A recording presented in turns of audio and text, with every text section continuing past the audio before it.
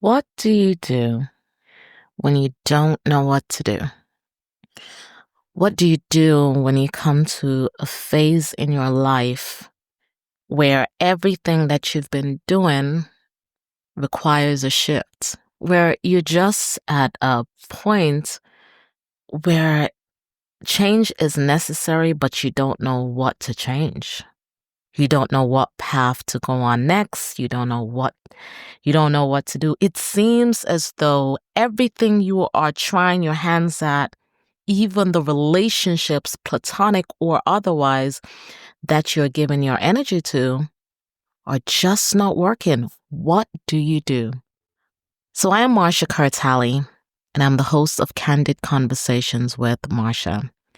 And the goal here is to talk about topics that we all universally struggle with and seeking ways to find solutions and ways to hop over those different hurdles. And they typically stem from a personal struggle and one that I've recognized is shared with others through shared experience. My goal through this podcast is to normalize those candid conversations, normalize transparency, and normalize the fact that no matter who you are, we all are dealing with something that other people do not see. For whatever reason, we put people on pedestals, and sometimes we just assume that those people are not dealing with some of the same things that we are.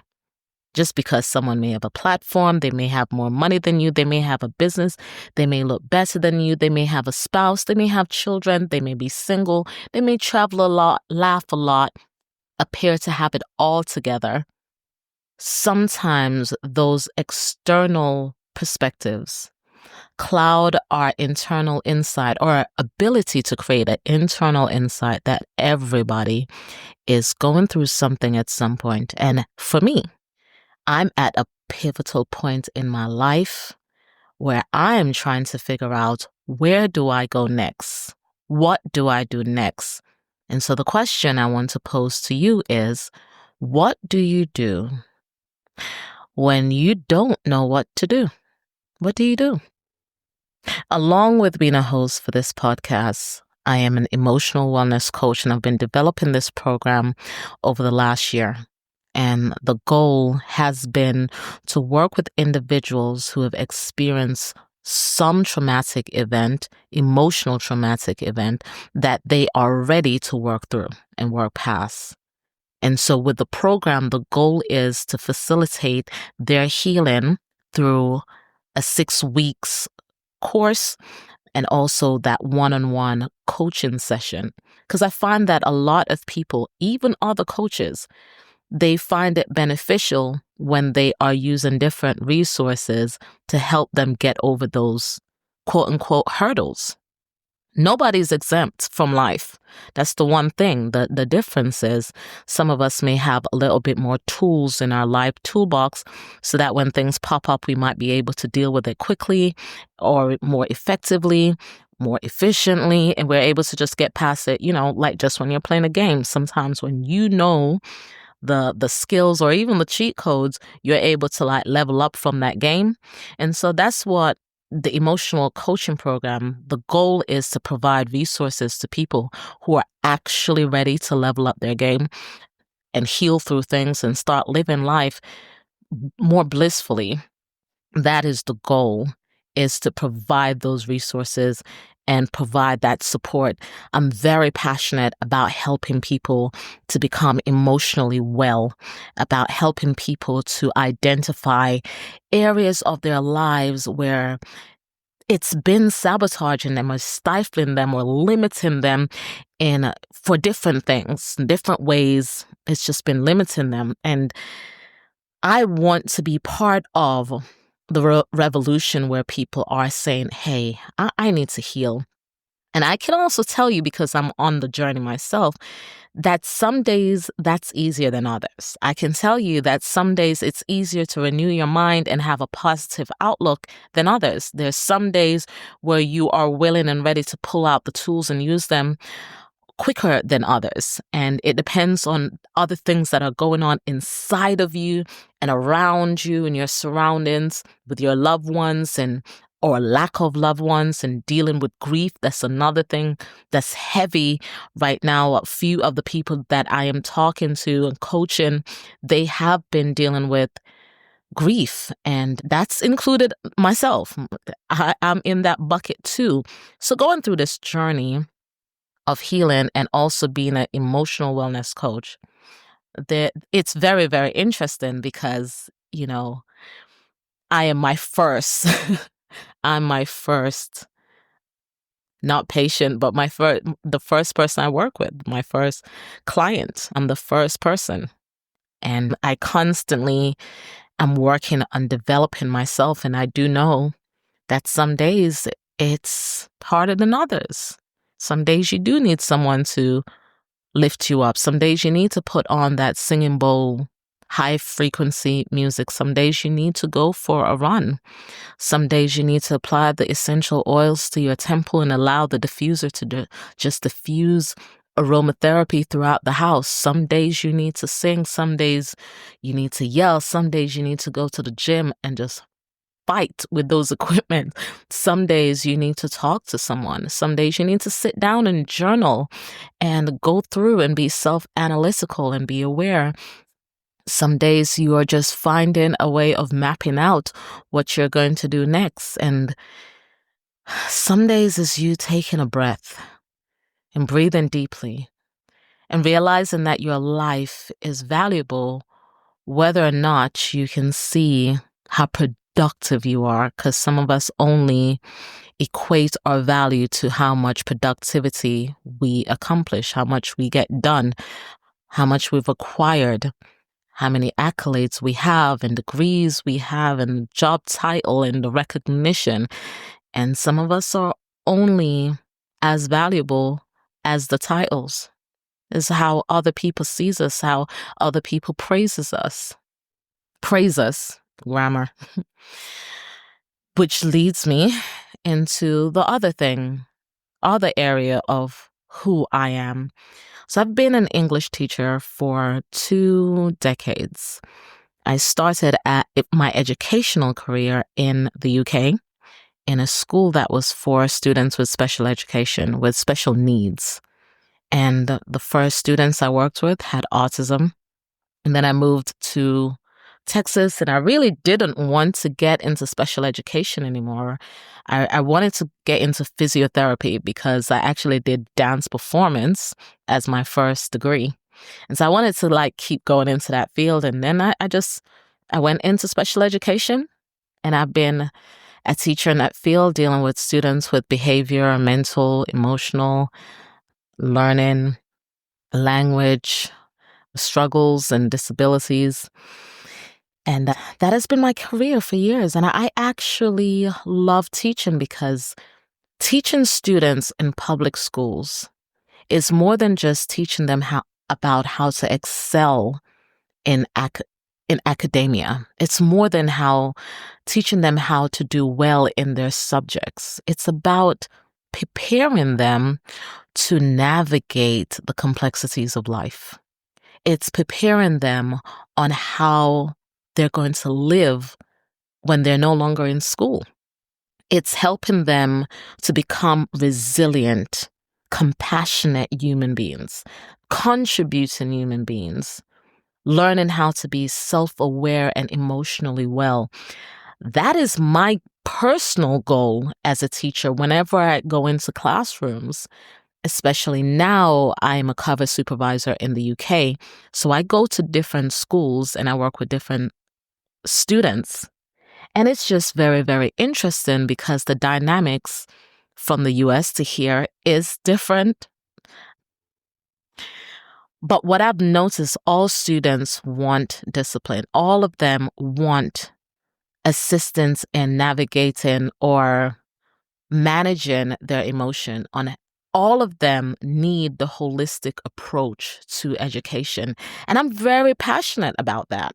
I'm very passionate about creating classroom environments where students are able to learn, where it's conducive conducive to learning, because what I've noticed in a lot of these classrooms that I've visited, and now I prefix this by saying, whenever you are a cover supervisor, and that means like a substitute teacher, a guest teacher, whenever you go into these classrooms, of course, you're a guest in that space, and students do act very differently. The good thing is, with when I go into these schools, I'm not just there for a day.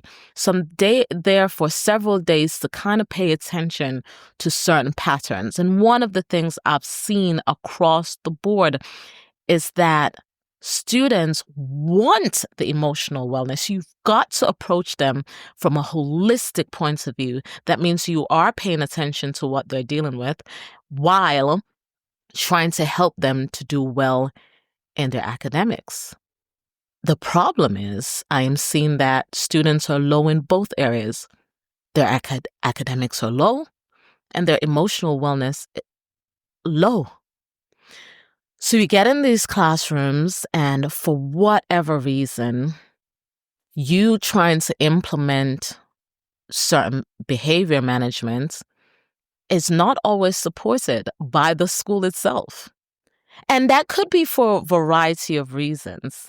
But I've just noticed and I'm going to probably leave this conversation for another podcast because it's one that is necessary. We need to talk about what's actually happening in schools. We really do need to address that. I think we've kind of glossed over it.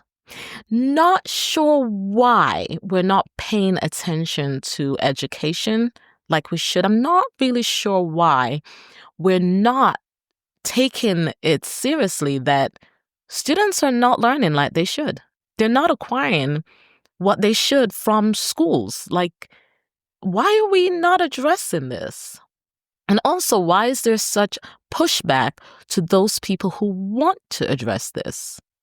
Why must there be a certain uniformity that only applies or is only recognized as what is needed for school? So if you don't do it a certain way, then it's rejected. And the truth of the matter is, with our world changing, our students need something a little different than what a lot of these schools are offering. And I'm not sure why we're glossing over it. I don't know if they don't recognize that there's an issue. I don't know. But as an outsider going in and seeing the pushback in many of the schools, I know that there's something here to talk about. So I'm a teacher, and I've been fighting with going back into the classroom every single time because it's very discouraging. It's discouraging because if you are passionate and you are willing to put in the work for these students' development, you find that many of the school systems in place reject that. And it doesn't sound like that should be the case. But that's been my reality. And I mean, people chop it up to many things. Funding is one of them. Personality choices is another. Just the fact that cultural differences in the way that you do things and what the students expect or the school environment expect. But I love teaching. I actually love to see the development in students and not just in academics. And then, I am a mom. I'm a mother. I have a teenage daughter who is in college, and she makes me proud every single day. She is my favorite human being. She is the projection of me in lots of ways. She will hold me accountable. There are times where I'm saying certain things and doing certain things, and then she will, okay, Mom, because, she knows, because I've taught her for years about emotional wellness, and she's just developed her own resilience in that area, losing her dad and having to just take on new perspective as a young person in areas that I alone couldn't help her. She had to figure it out by herself, and just in doing so, she's developed her own set of skills to be emotionally well and to thrive in this world. And I'm eternally grateful for her. Eternally grateful. So, so grateful. With all of that and being a single woman, some days it's a little bit of a challenge more than others. Some days I'm a go-getter. I'm strong. Because I am all of those things. But it does wear you down when you look around and you go, okay, I do not have a partner who wants to not only be my companion, but who wants to build with me and who wants to choose me.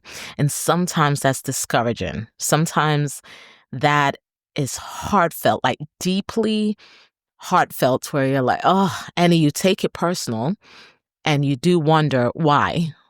Then you look at your friendships and you look at your family and you wonder why. You have a lot of questions, right? And you think, okay, then something must be wrong with me. But then there's something my daughter said to me today. First, she said, Mom, you're not lazy.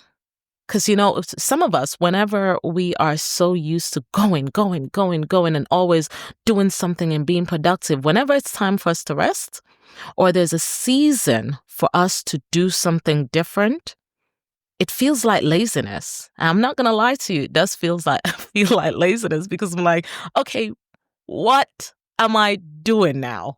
What am I doing? What am I accomplishing? Where I need to see it. What is it? And you're not lazy, she said. You're just in your time. You need to rest. You just need to rest. And I know that to be true because I know how much work I've put in over the years, not just today, not just yesterday, but over the years. The amount of time I've spent multitasking, trying to do this, trying to do that, trying to do too much. And now I'm in this season where it's almost like everything I've done is supposed to be working for me, and I'm just supposed to sit and enjoy it. Yet I'm having the hardest time just sitting and enjoying it. But then she also said to me, do not take it personal about the people around you, because sometimes it has nothing to do with you. And of course, I know that. In your head, you know that.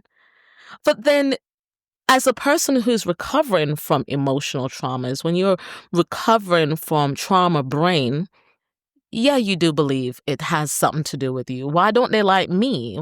What did I do? What can I do better to get their validation and their praise and their love and their acceptance and their choosing? What can I do? It must be something I'm not doing right. And I'm not saying you're not supposed to be self-aware and pay attention and ask questions. But sometimes it is true. It has nothing to do with you, because people are traveling their own human experience. They're traveling this world and they're figuring out things too. And sometimes they get to a point just like you where they don't know what to do. And it has nothing to do with you. They don't know what to do. And it's one of those things where I think honestly, I'm trying to figure out what to do. So the original question I started with is, what do you do when you don't know what to do? What do you do? So that's the question I pose to you. What do you do when you don't know what to do? I heard Oprah say in one of the interviews she had, she said, when you don't know what to do, do nothing. Be still.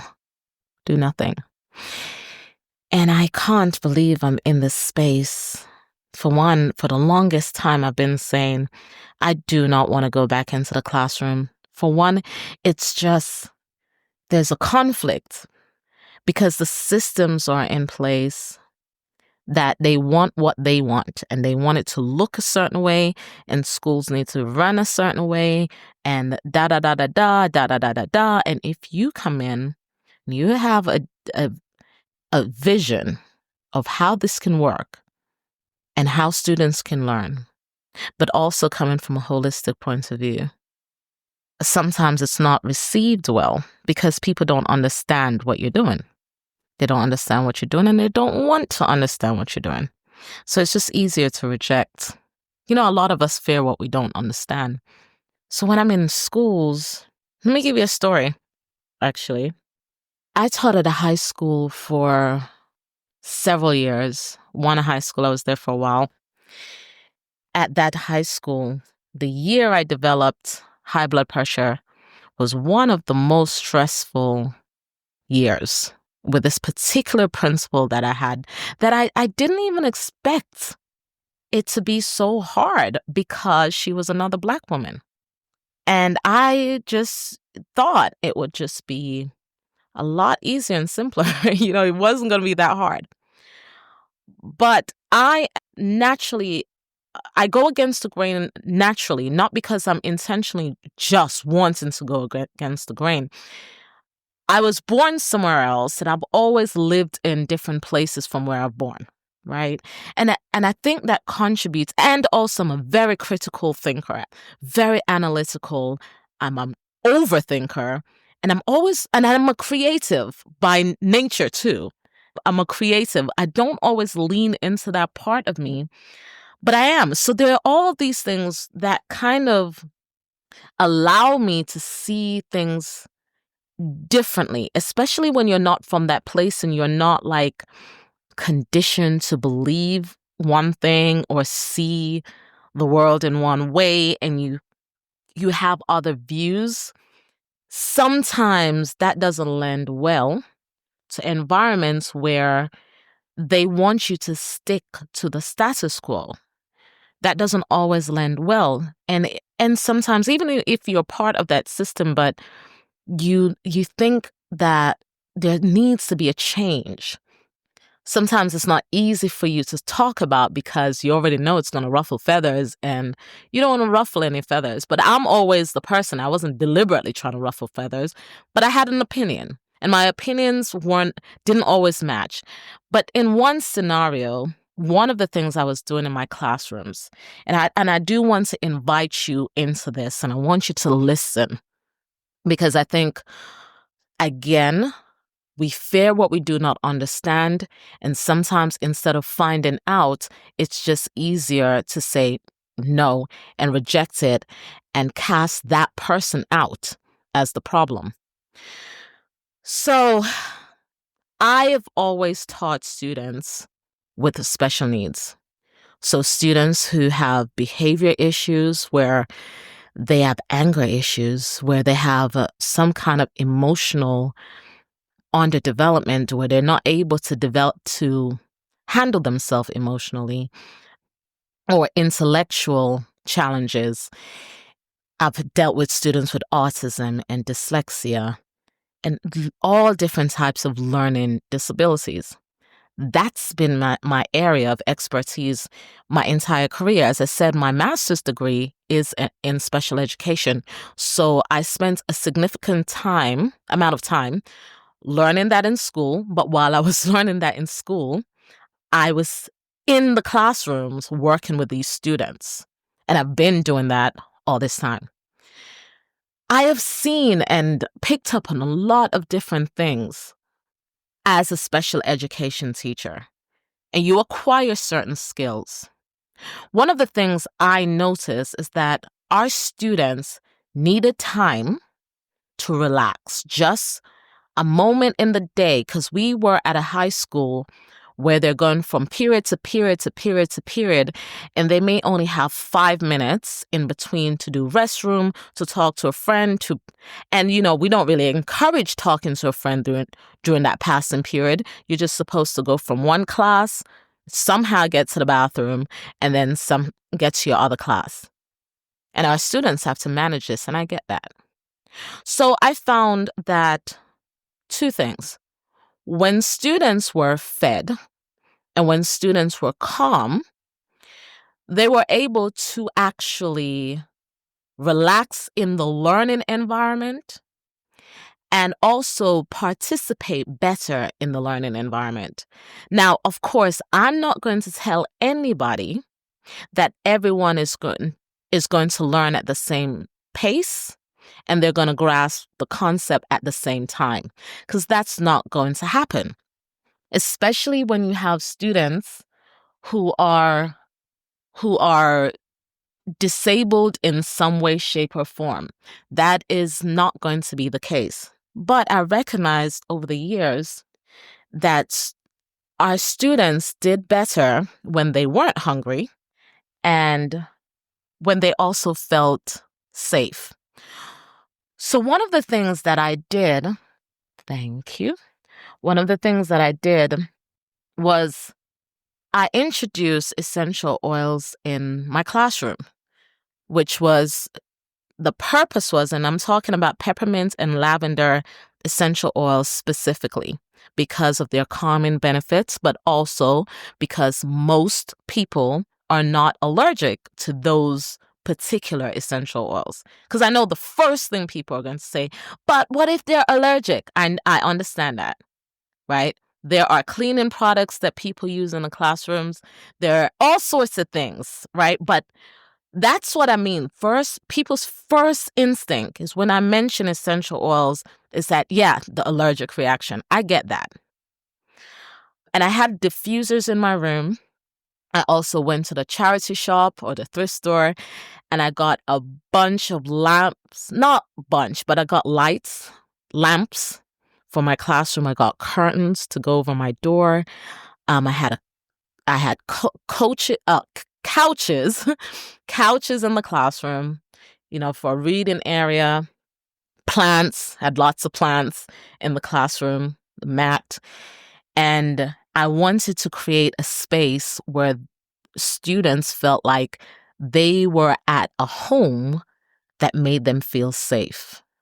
So I wanted to create an environment, that space, that ambiance, where not only did they want to be there, but I wanted to be there as a teacher. So I had sheer curtains on the doors. So when they walk through, it was like almost symbolic. When they walk through, it's a fresh experience. And then they come in and the lights were set a certain way. There were sheer curtains over the windows. The smell was a certain set up, lavender and peppermint, essential oil, primarily lavender. And, they were able to be there. Now, so that was one thing. And then I introduced what I called quiet time. And this was for the first 5 to 10 minutes where students would actually sit in their seats or in the couches that I provided or wherever, and they're relaxing 5 to 10 minutes. And I had music. I love to use certain music with certain frequencies to help students just be calm, help me calm. And I remember someone said something to the principal.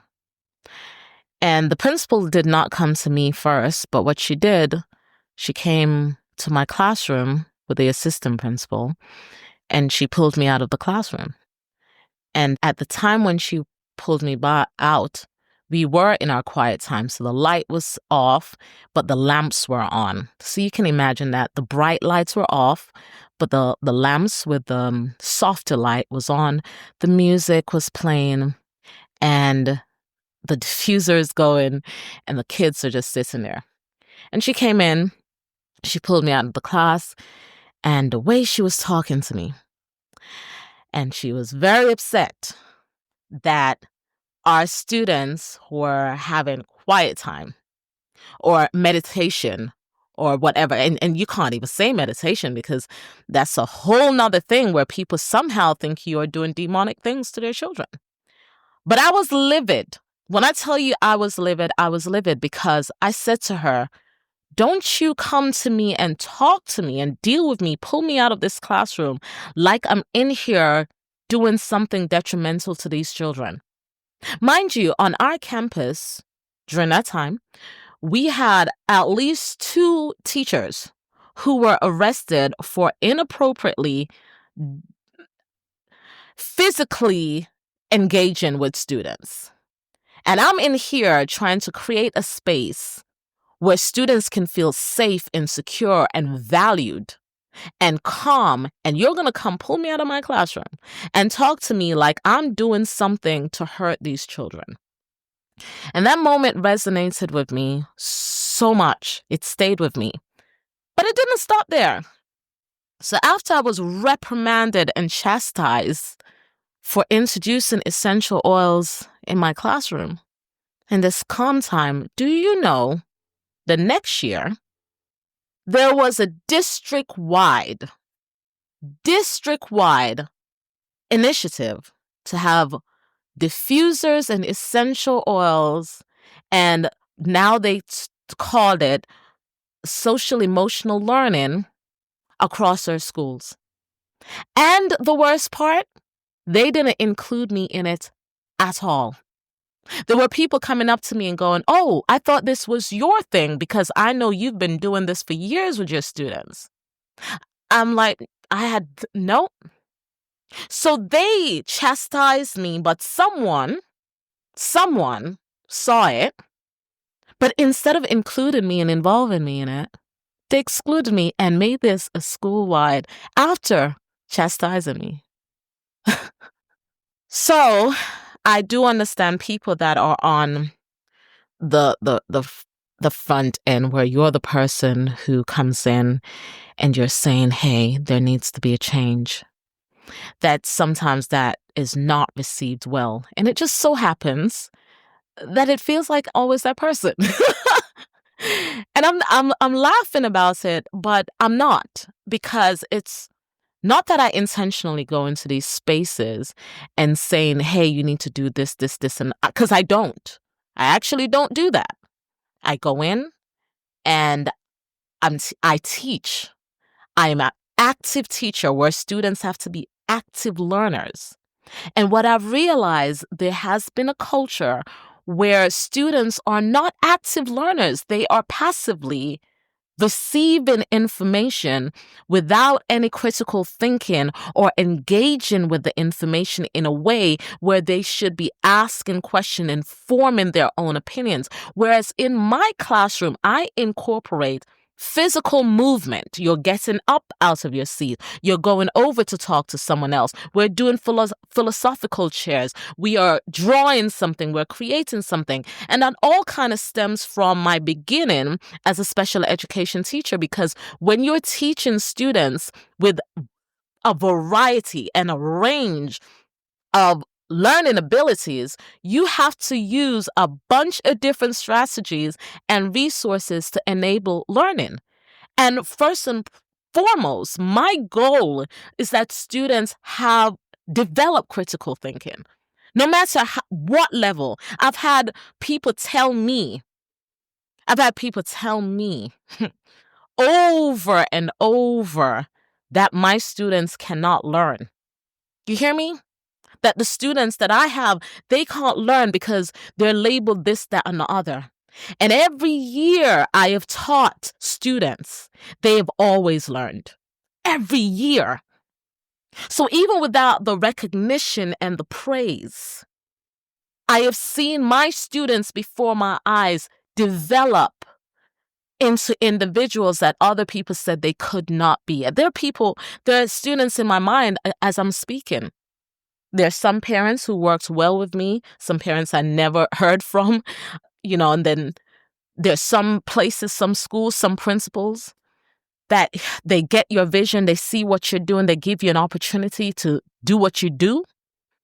But it's very interesting that whenever you come in and you want to do something that is not necessarily the status quo to that place, and it's not even that you may be intentionally doing it, it's just the way that you do things.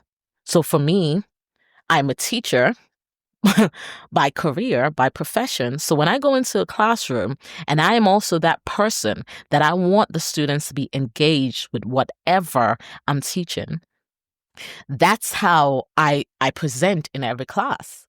So even when I go into schools where they don't even provide lessons, they don't tell me if there's special ed students in the room, I assume, and sometimes I can pick up because I've been doing it for so long, they don't tell you what the behavior plan is.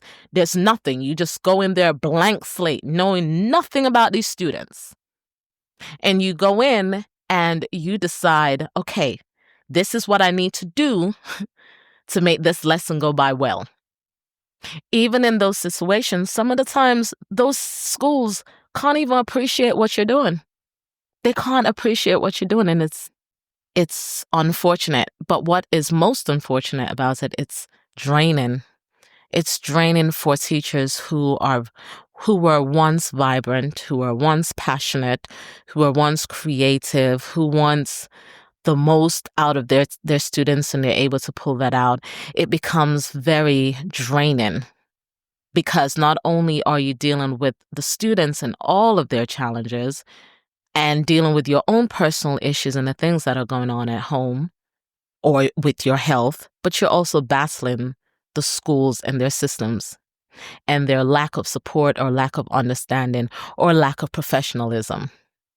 And you're dealing with that as well. So it becomes draining. So what you do find is that even as guest teachers, sometimes they're just going in and just sitting there, literally being glorified babysitters.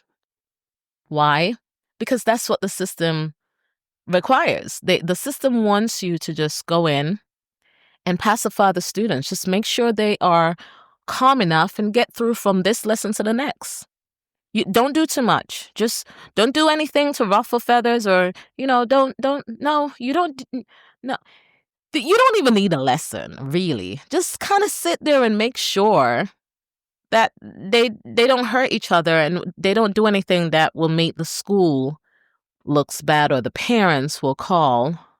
Just so you do. So if your child, or if you ever witness it, you see a guest teacher, or cover supervisor, or a teacher just sitting there, just know that person, because these are people, and I think sometimes workplaces forget these are people.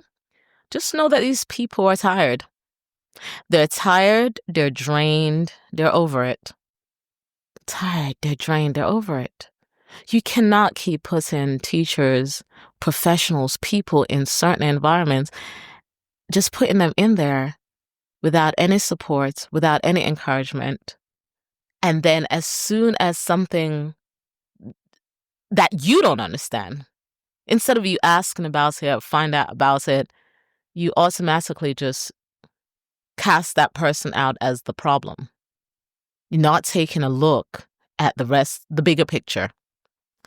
But I do think education and this conversation around classrooms and teaching and students learning holistic approach, emotional well-being, absolutely needs to be a greater conversation.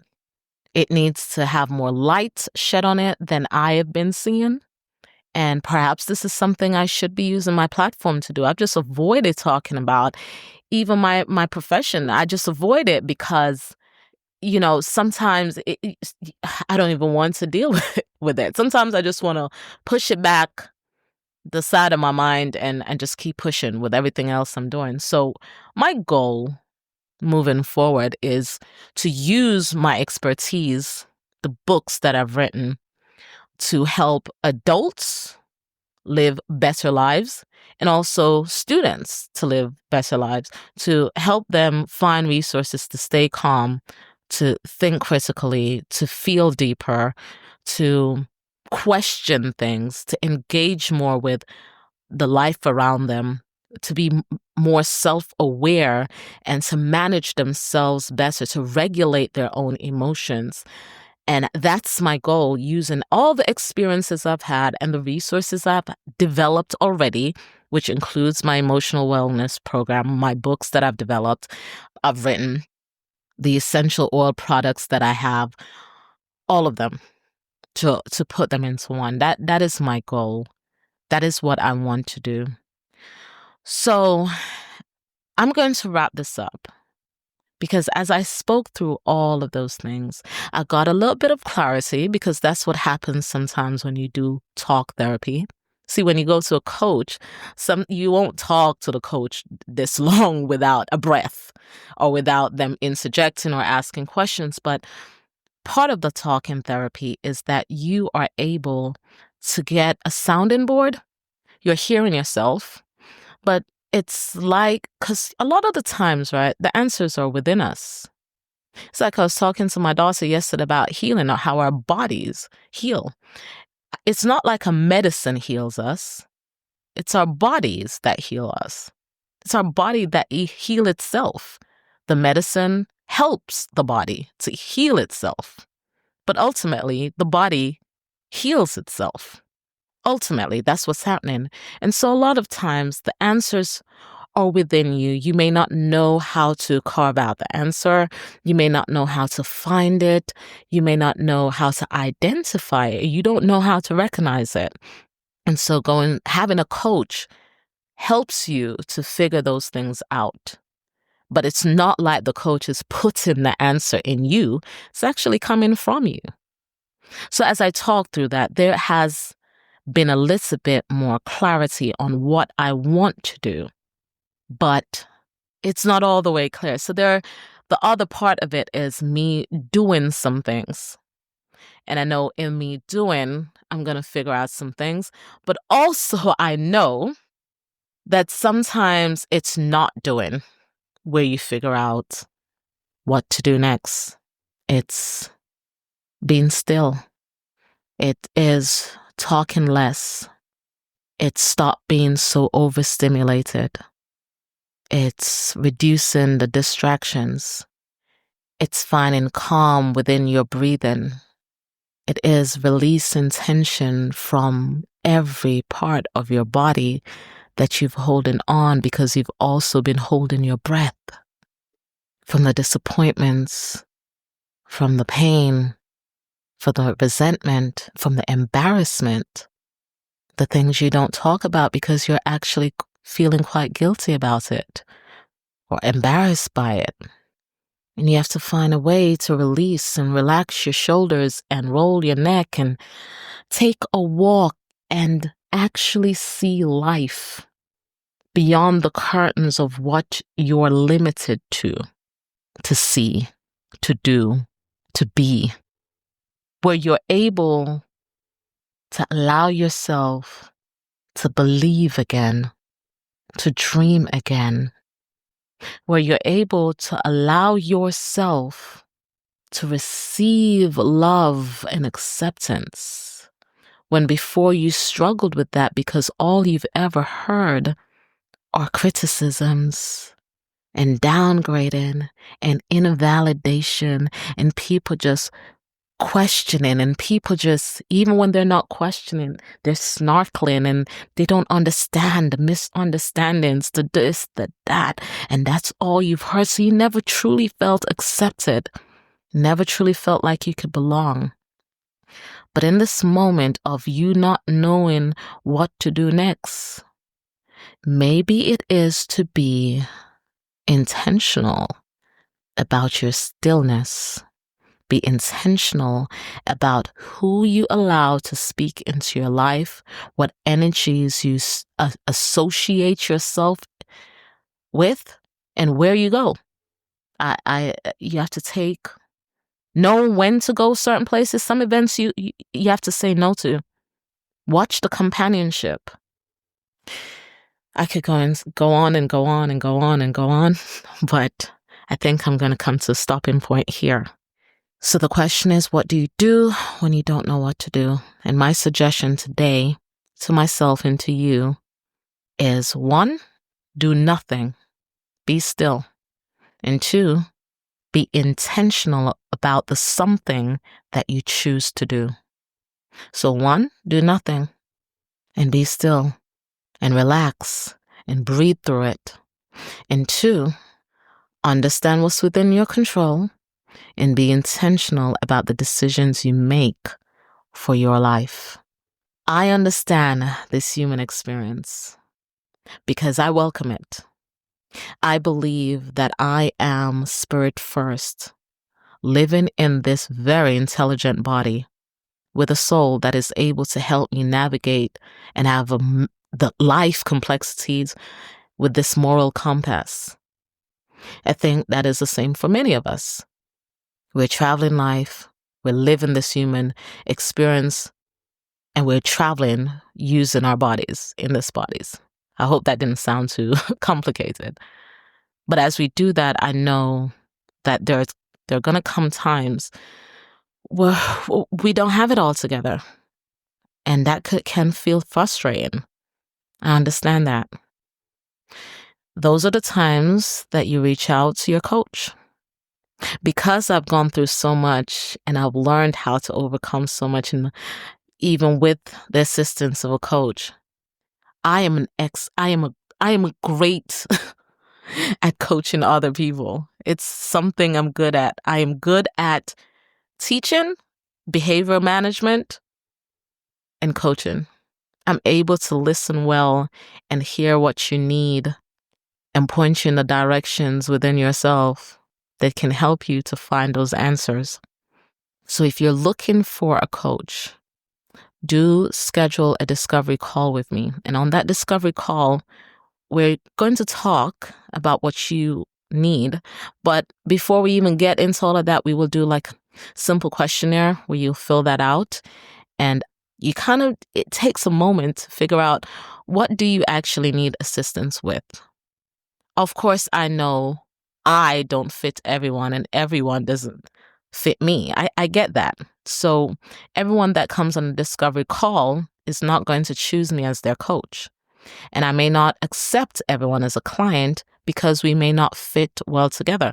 But I may know someone who can work with you or who you'd be more willing to work with.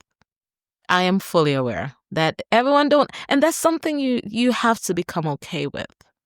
Because I know sometimes, depending on where we are in our lives, we need external validation more than other times. We need the praise and support and the cheerleading of people from at different times in our lives. So I understand that it's important to feel accepted and loved and appreciated. But please know that everyone is not going to do that. And it's not because there's something wrong with you. It just is. That's just how it is. You know, there's some beautiful plants out here and flowers out here. But by golly, some people don't like them, even though they're gorgeous. There's some beautiful places on the planet, great music, amazing art, and people don't like them.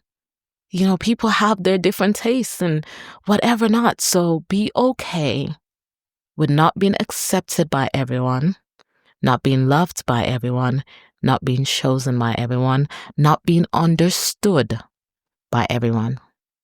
So I'm Marsha Kerr Talley. I am the host of Candid Conversations with Marsha, and I am your emotional wellness coach. So do schedule that discovery call with me and let's talk. I am wishing you the best in all that you do. I believe in your greatness, and we'll talk soon. Bye.